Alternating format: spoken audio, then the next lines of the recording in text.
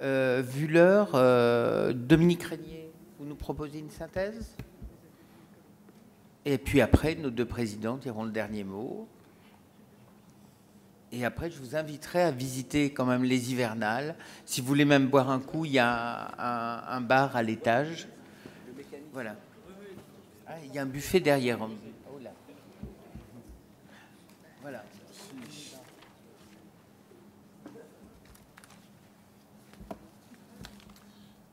Bien, alors je vous propose plus une réaction qu'une synthèse, hein, une fois de plus.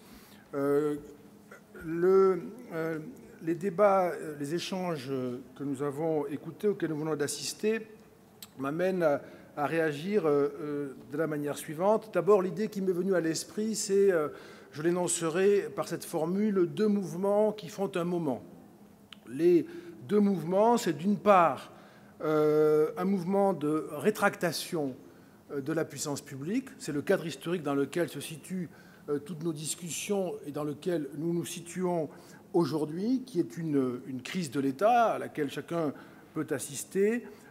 Crise de l'État comme pourvoyeur de soutien, pourvoyeur de normes, pourvoyeur de sens, et donc une crise de légitimité de cet État dont l'actuelle est très actuelle. Crise fiscale est une dimension ô combien puissante, symbolique et significative.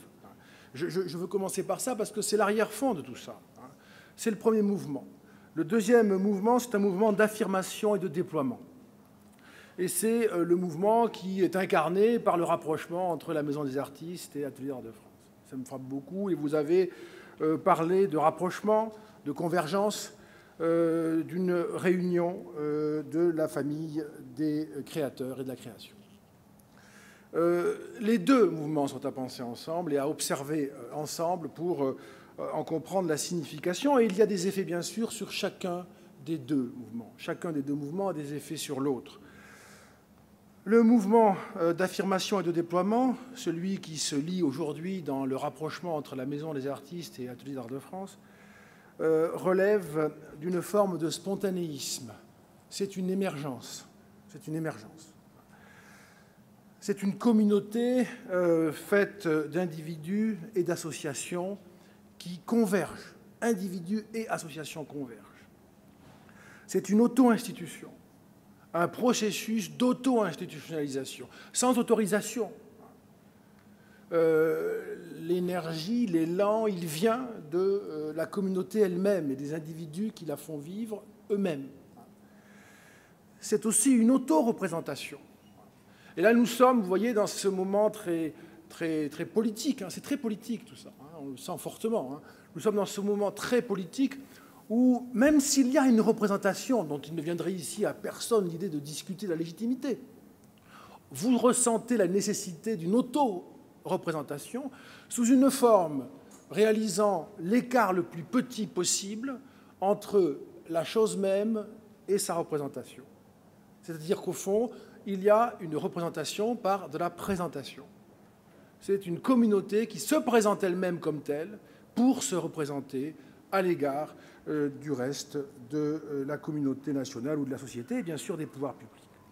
La deuxième idée qui m'est apparue utile pour synthétiser, encore une fois, je ne suis pas à l'aise avec cette idée parce qu'elle est assez péremptoire, l'idée de ramasser tout ce qui a été dit.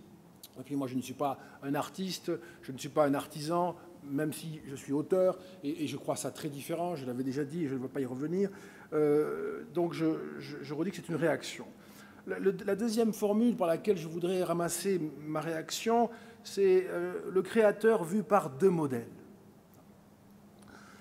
Il y a un premier modèle qui est celui de l'assurance, et il y a un deuxième modèle qui est celui de la solidarité. L'assurance, le modèle assurantiel, c'est le modèle étatique. La solidarité, le modèle solidariste, eh bien, c'est le modèle associatif. Le baron Taylor, dont on nous a parlé, j'étais passionné par ce que vous avez dit sur le baron Taylor. Je pensais aussi aux origines historiques premières d'Ateliers d'Art de France.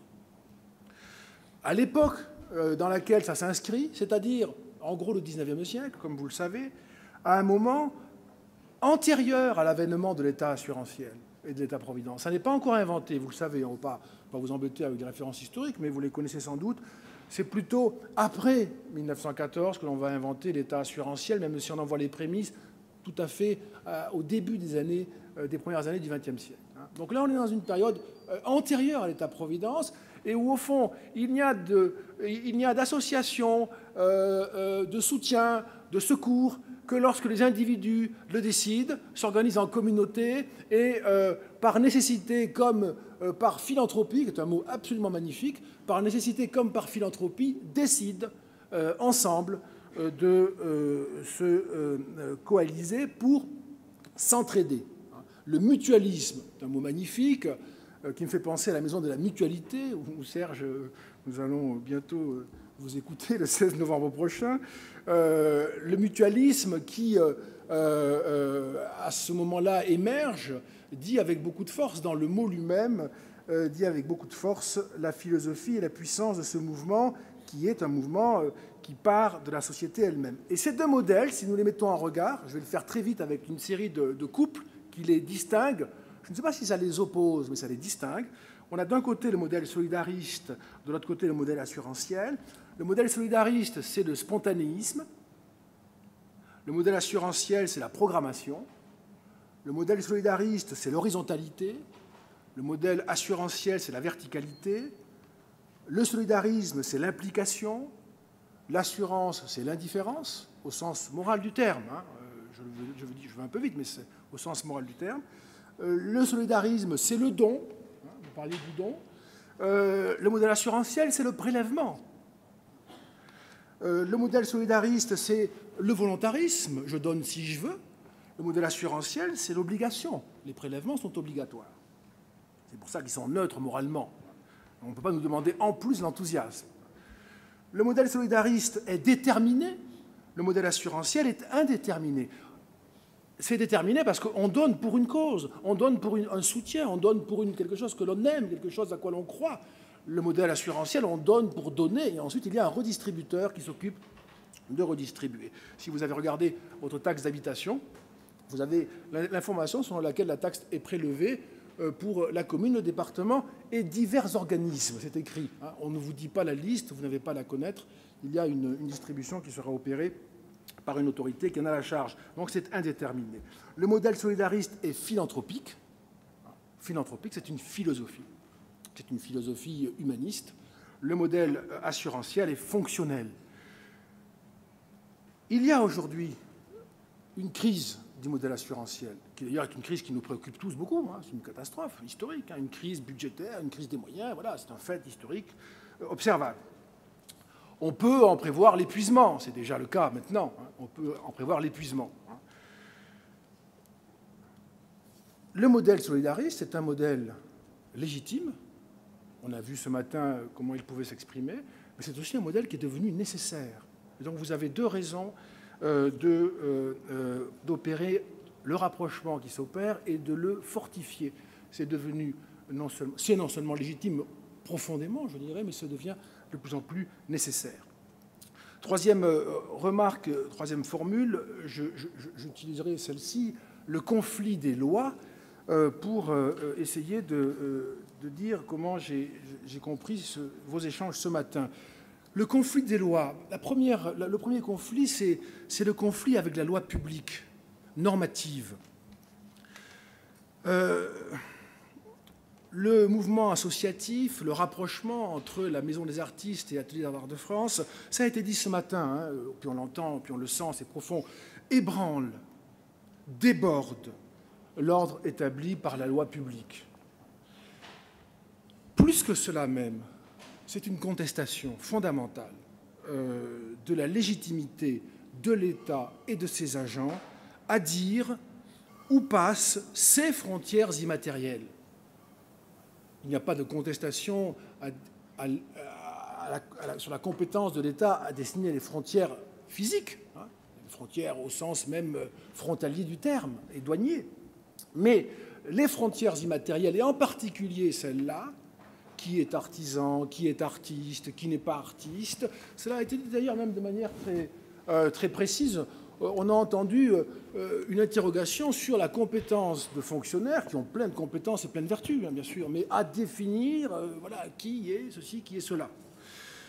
Et donc c'est une contestation fondamentale qui se comprend par le fait que dire qui est artiste, on l'a artisan, artiste, professionnel des métiers d'art, qui fait de l'art, qui n'en fait pas, on l'a entendu ce matin à diverses reprises, c'est quand même un jugement sur la nature d'une activité. C'est un jugement sur la nature intrinsèque de la création, sur sa qualité. Et ce jugement est une espèce de subjectivité officielle dès lors qu'il émane de l'État, mais ça reste de la subjectivité. Ça reste de la subjectivité. Et ce qui est problématique, cette subjectivité, elle produit des effets dans le monde réel, j'ai envie de dire.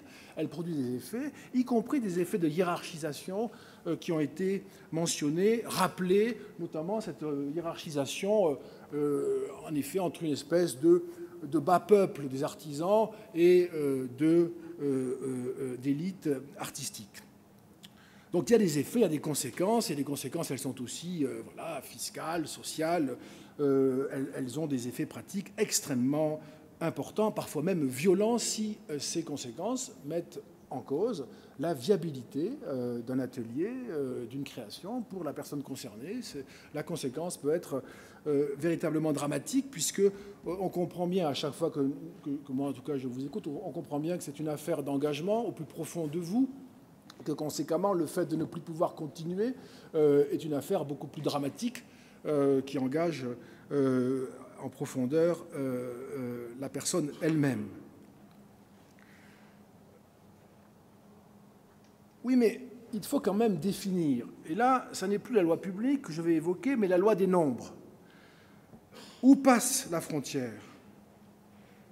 Les frontières, ce ne sont pas ici, ou pas seulement, des indicateurs d'identité. Tracer une frontière comme on trace un portrait, faire apparaître un visage, une identité, c'est pas simplement ici de cela qu'il est question, c'est aussi de la limite comme nécessité. Il faut définir parce qu'il faut limiter, parce que quand on a défini, eh bien on débouche concrètement sur l'attribution de statuts, avec là encore des conséquences en termes de fiscalité, en termes de moyens, des conséquences pratiques, et qui vont avoir elles-mêmes toute une série de conséquences. Donc, il apparaît évident que si l'État n'est peut-être pas le mieux placé pour dire qui est ceci ou qui ne l'est pas, il faut cependant le dire. Il faut cependant le dire. Et qu'il y a une espèce de, je dirais, d'esprit flatteur, de démagogie, de laxisme à dire tout le monde est artiste. Ça a été dit à plusieurs reprises. Hein. On ne peut pas dire ça. Peut-être que tout le monde peut devenir artiste. Mais tout le monde n'est pas artiste. Je ne dis pas ça du point de vue métaphysique ou du point de vue substantiel, je dis ça du point de vue pratique. On ne peut pas dire tout le monde est artiste parce que les conséquences seraient que, ou bien ça ne changerait rien pour personne, ce qui serait idiot, hein, ou par rapport aux questions qui se posent, ou bien que le statut serait universalisé, hein, ce qui ne se peut pas. Il faut bien l'effet de l'altérité.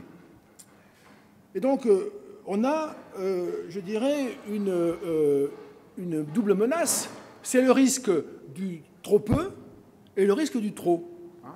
Le trop peu, c'est le risque de la solitude et de l'isolement aristocratique, et puis on ne pèse pas, il n'y a pas de voix, on n'entend pas, et il y a peut-être aussi un malentendu sur ce qu'est la création à la fin, si le trop peu est vraiment trop étroit, une contestation de cette limite extrême, et puis le risque du trop, qui est le risque de la multitude et du débordement quantitatif qui nécessairement aboutit à de l'insignifiant. Je voudrais ici, juste sur ce point terminer, mais en ajoutant à ce sujet, j'ai bientôt fini, ajoutant quand même une remarque par rapport à cette tension entre qui est artiste et qui ne l'est pas, qui est créateur, qui ne l'est pas. Distinguons, peut-être ça peut être utile pour vos réflexions, distinguons entre l'artiste comme statut et l'artiste comme aspiration. C'est peut-être ça, une des pistes pour dénouer cette difficulté. L'artiste comme statut, le statut est une attribution. Et donc ça implique une limitation. Ça implique un encadrement. Ça implique une justification. il faut donner des critères. Ils seront contestables, mais il faut qu'il y ait des critères. Et il faut qu'il y ait une communauté compétente, capable de contrôler, d'imaginer les critères, d'en contrôler l'application. Cette communauté compétente, c'est évidemment celle des professionnels des métiers d'art. On ne voit pas qui d'autre pourrait le faire. Mais il y a aussi l'artiste comme aspiration, et là, certainement, ceci est à cultiver, comme une compétence, une aspiration libre et universelle. Libre et universelle. Et il faut même, je dirais, admettre, poser la nécessité, l'utilité immense de cette effervescence d'aspiration au pluriel. Elles sont multiples, elles sont sincères, elles sont naïves. C'est le terreau de la création. C'est une espèce de couche féconde d'où émergent les créateurs qui deviendront des professionnels des métiers d'art, oui, mais aussi d'où émerge le public et d'où émergent les acheteurs. Il n'y a pas de public, il n'y a pas d'acheteurs s'il n'y a pas une aspiration à l'art qui déborde le cadre des artistes créateurs. Et ça me paraît être important d'essayer de dénouer cette tension entre une définition élitiste extrême ou une définition laxiste extrême en introduisant le public qui admire, qui contemple et qui éventuellement achète, car il est lui-même animé par cette aspiration, même s'il n'est pas en mesure, faute de travail ou faute de talent ou je ne sais quoi, de formation ou autre, s'il n'est pas en mesure de conduire son aspiration jusqu'à être lui-même un créateur, un artiste, un professionnel des métiers d'art. Et je terminerai par la dernière loi que je désignerai comme la loi du langage. Il y a eu beaucoup de discussions pour dire qui a autorité pour dire qui est artiste, artisan, qui ne l'est pas. On a mis en doute, j'en ai parlé, la légitimité, la compétence de l'État dans une telle matière. On a admis que l'autodésignation ne suffisait pas. Quelqu'un a dit, moi je ne voyais pas, je ne sais pas réussi en me retournant à voir qui a dit ça, mais quelqu'un a dit, si je me dis artiste mais que je ne fais rien, ben, je ne suis pas artiste. Hein. Donc l'autodésignation ne suffit pas. C'est important, je pense, de le dire, hein, que la désignation publique n'est pas pertinente, mais que l'autodésignation individuelle ne suffit pas non plus. Il faut avoir les deux aspects. Qu'il faut une implication du collectif des professionnels des métiers d'art, on l'a dit à l'instant, mais aussi, ça m'a beaucoup frappé, beaucoup intéressé, que le clivage artiste-artisan posait problème en lui-même, que cet ordre de langage était au fond producteur d'une alternative sèche, qu'il faudrait, quelqu'un l'a dit, hein, inventer un autre mot. Je ne sais pas si c'est vous, Alain, qui l'avez dit, je crois. Hein, il faudrait inventer un autre mot. Et donc la nécessité d'essayer de sortir d'une contrainte liée aux effets de langage et qui peut-être est une des causes du problème qu'il est nécessaire de résoudre. Et de ce point de vue-là, je ne sais pas si je terminerai par cela, je ne sais pas si cette contribution-là, ce que je vais vous proposer, peut être utile, mais en tout cas, je l'espère. Il y a peut-être à réfléchir, à chercher du côté de l'association entre deux univers. Il y a l'univers de l'art, et il y a la question du statut, et l'univers du statut. Et je crois qu'il faut garder les deux présents à l'esprit. De même qu'il y a le créateur et l'entrepreneur. Et ça a été dit, hein, beaucoup. Hein. Et l'entrepreneur, c'est un risque. L'entrepreneur, c'est périlleux. L'entrepreneur, c'est de l'investissement. On a parlé de matériel qu'il fallait acheter, coûteux, 10 000 francs à un moment donné, c'est beaucoup d'argent. Avoir des fours, plusieurs fours, etc. Hein. C'est de l'investissement, c'est coûteux. On a parlé de marketing. On s'en est un peu excusé au début, d'ailleurs, j'ai remarqué. On s'est un peu lavé la bouche après avoir dit marketing, c'est un mot dégoûtant. Et puis, on y est revenu quand même, finalement, assez volontiers. Bon, le mot n'est pas beau, c'est certain, mais il dit quelque chose dont on ressent la nécessité, qui est que lorsqu'on est un créateur, il faut bien chercher à faire connaître ses créations, parce que sinon, personne ne peut les rencontrer. Donc, d'une certaine manière, on peut appeler ça communication, le mot qui rehausse beaucoup le marketing, mais c'est fondamentalement une nécessité d'évidence, hein, et qui a ses règles, qui a ses contraintes, qu'il faut maîtriser, parfois un peu soi-même, et sinon faire appel effectivement à des professionnels, à des spécialistes, parce qu'on ne peut pas, à coup sûr, réussir soi-même. Enfin, c'est aussi de l'argent et de l'investissement. Et donc, il y a des questions de rentabilité.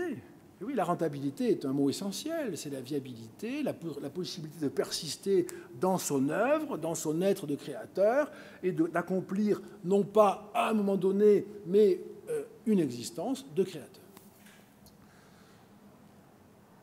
Et ici, et je terminerai par cette remarque, peut-être y aurait-il à dire plus, on a pu en parler dans des réunions antérieures, hein, mais peut-être y aurait-il à dire plus sur la vente elle-même, qui m'est apparue, on a dit beaucoup de choses, c'était passionnant, en tout cas pour ma part, je trouvais ça passionnant, extrêmement riche, et on ne peut pas ajouter des sujets certainement intéressants, quand beaucoup de choses intéressantes ont été dites.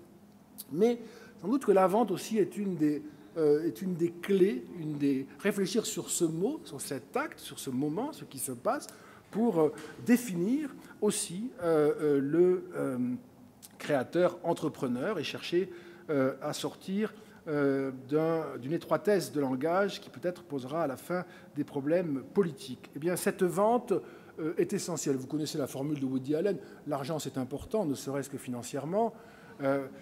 Mais ce n'est pas la seule chose qui compte dans cette affaire. Bien sûr, c'est la rentabilité. Je ne vais pas commenter ce que je supposerais être la satisfaction intime du créateur qui vend une de ses pièces. J'imagine que c'est immense. C'est quelque chose de très important qui se passe là. Je peux connaître un peu la satisfaction de l'acheteur. C'est un acte singulier, je ne vais pas le développer, mais il faudrait davantage réfléchir sur ce qui se passe à ce moment-là et ce que les métiers d'art font à cet acte de vente. Nécessité économique, oui, mais aussi transaction, en général, une transaction, mais dans l'espèce, une transaction tellement singulière, qui produit des effets sur le créateur, des effets sur l'acheteur, des effets sur l'acte d'achat, des effets sur le marché lui-même. Le marché ne serait pas ce qu'il est s'il n'y avait pas dans cette immense foule des transactions, des milliards par jour, j'imagine, de transactions sur la planète, s'il n'y avait pas ce type de transactions dont la singularité est extrême entre un créateur et l'acheteur d'une œuvre d'un créateur. Et donc je dirais, et je terminerai vraiment là-dessus, après avoir écouté ces échanges absolument passionnants, que sans doute une piste, et je n'ai pas plus d'idées en la matière, parce que c'est en écoutant ce matin que ceci se met peut-être un peu à germer, en tout cas j'espère que ce sera utile, il faudra y retravailler, mais sans doute il y a une réflexion lexicologique à conduire autour de cette articulation entre le créateur et l'entrepreneur, qui sont deux des dimensions très fortement caractéristiques du professionnel des métiers d'art à la recherche d'un statut lui permettant de poursuivre son œuvre et son existence. Voilà, je vous remercie.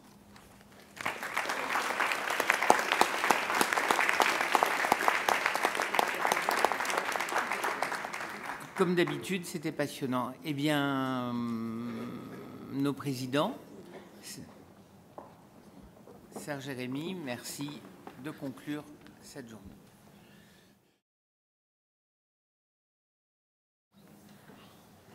Merci Dominique pour ton analyse sur notre séance d'atelier, pour ton écoute.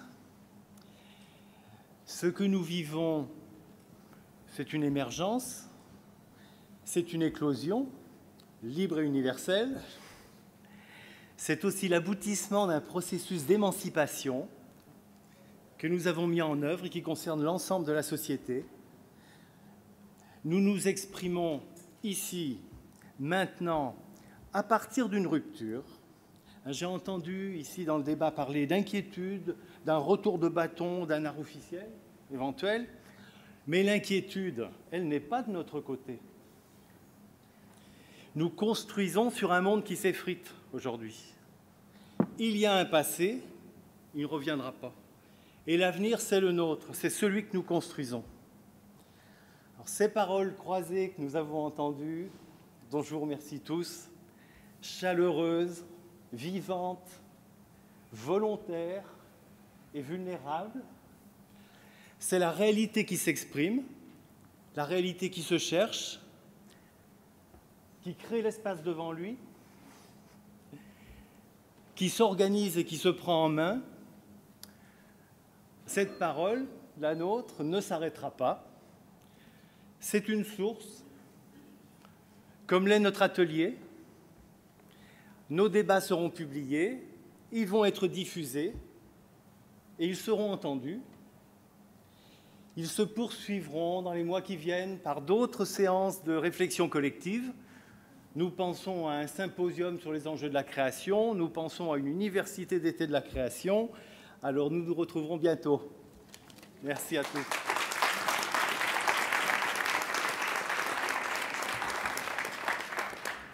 Bon, j'ajouterai juste quelques mots à cette analyse de Dominique Régnier qui était passionnante, j'ai trouvé, de tous nos débats. Merci Serge Nicole et merci à tous d'être intervenus ce matin. Je pense qu'on a eu un dialogue ouvert, simple et qui a montré surtout tous les rapprochements, toutes les connivences, et on n'a pas pu faire de différence entre les artistes de la Maison des Artistes, les artistes des ateliers d'art, et on a senti qu'il y avait vraiment entre nous tous des similitudes de pensée, des similitudes de fonctionnement, et qu'on s'est bien rendu compte que cette problématique qui a été abordée ce matin, on n'a pas parlé d'histoire, on n'a pas parlé de l'histoire de la séparation entre les artistes dits dans les recherches fondamentales, les artistes plasticiens, et des artistes qui sont dans des recherches plus qu'on pourrait qualifier de recherche appliquée. On ne s'est pas attaché à mettre en lumière cette histoire, mais c'est une histoire qui est certainement proprement franco-française, parce que quand on circule un peu à travers le monde, comme l'a dit très bien les uns et les autres, et Jean-François en particulier, on ne fait pas cette différence. Les artistes des arts plastiques, les peintres, les sculpteurs et les autres sont très proches des métiers de l'artisanat, des céramistes, tout ça. D'ailleurs, ils passent, comme on l'a vu ce matin, d'un fonctionnement à un autre. Les uns font de la peinture le matin, les après-midi de la céramique, etc. L'objet utilitaire ou pas, c'est aussi une séparation qui n'existe pas dans le monde. Et d'ailleurs, il y a un autre sujet qu'on n'a pas abordé, et je pense qu'on pourra l'aborder dans un autre débat, comme tu l'as annoncé tout à l'heure, Serge, c'est-à-dire ceux des formations. Dans le monde entier, ce sont les mêmes écoles qui forment à tous ces métiers, qui vont des métiers des apprentissages, de la peinture, du dessin, qu'on qualifiait, avant le 19e siècle, des arts du dessin. Tous ces métiers provenaient des mêmes écoles d'art du dessin. Donc, c'est un débat franco-français. Je pense que ce rapprochement entre les ateliers d'art et la Maison des Artistes va dans le sens d'une rupture, c'est vrai, d'une rupture historique. On est en train de construire quelque chose de nouveau et une unité de nos métiers est en train de se bâtir.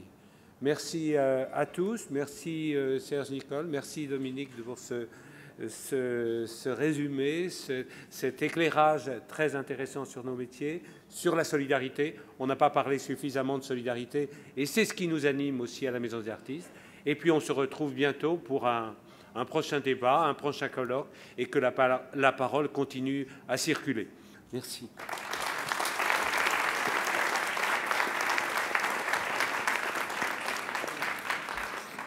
Eh bien, on ne va pas dire que le rideau tombe, on va au contraire dire que le rideau s'ouvre et on va pouvoir boire un coup derrière.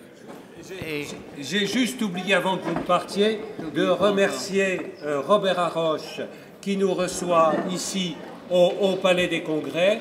C'est lui qui est à l'origine de l'établissement des hivernales ici, de ce salon de la Maison des Artistes, et je tenais à le remercier ce matin. Merci.